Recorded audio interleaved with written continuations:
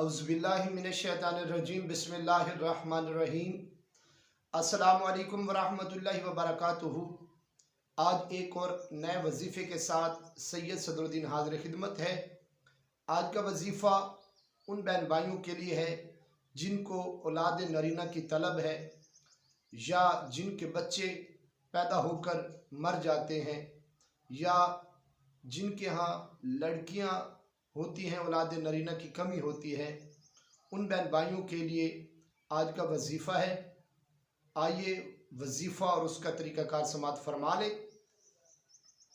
या खालिको 731 मरतबा, या बारियो 213 मरतबा, या मुसव्विरो 336 मरतबा आपने नमाज फ़जर के बाद तिलावत कलाम पाक के बाद आपने ये इस्म इनका आपने वजीफ़ा करना है। या खालिको, या बारियो, या मुसव्विरो। इंशाअल्लाह अल्लाह ने चाहा तो आपके यहाँ औलाद नरीना होगी और इंशाअल्लाह सेहत व तंदुरुस्ती वाली होगी।